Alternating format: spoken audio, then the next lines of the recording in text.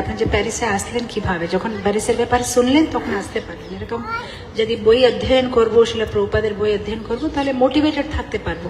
নাহলে বেশি দিন আমরা যেটা করছি সেটা করতে পারবো না।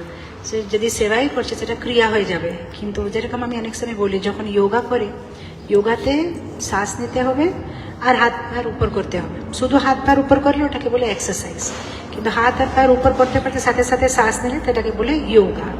এরকম আমাদের দরকার আছে যেন ভগবানকে মনে করে সেবা করতে হবে। শুধু সেবা করলে ওটা শুধু এক্সারসাইজ হয়ে যাবে, ভক্তিভাবে করতে পারবো না। কিন্তু যদি শাস্ত্র অধ্যয়ন করি তার ভেতরে ভাব আসবে।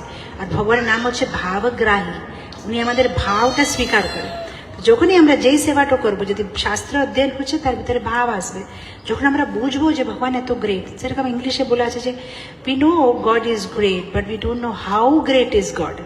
হ্যাঁ, ভগবান গ্রেট গ্রেট গ্রেট, কত গ্রেট সেটা শাস্ত্রে দেয়। যখন কত গ্রেট বুঝবো তখন আরো একটা, ধরেন আজকে কোনো এখানে ভিআইপি চলে এসেছে, হ্যাঁ ভিআইপি সবাই মালা দিয়েছে, হতে পারে ভিআইপি।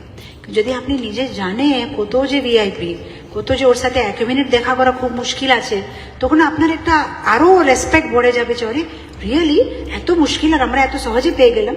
তো এরকম যে আমরা যে হরিনাম করছি সেটা হচ্ছে উত্তম, কিন্তু এই হরিনাম কত উত্তম যদি সেটা না বুঝবো তাহলে সেটাকে খুব সিম্পল ভাবে নিয়ে নেবো। কিন্তু যখন আমরা শাস্ত্র পড়বো তখন ভাববো ও রিয়েলি এত স্পেশাল, একবার হরিনাম করলে এরকম হয়, হরে কৃষ্ণ মহামন্ত্র করলে এটা হয়, সেবা করলে এটা হয়। তো একটা আমাদের রেসপেক্ট বাড়বে, তখন একটা কি বলে স্পিরিটে করতে পারবো।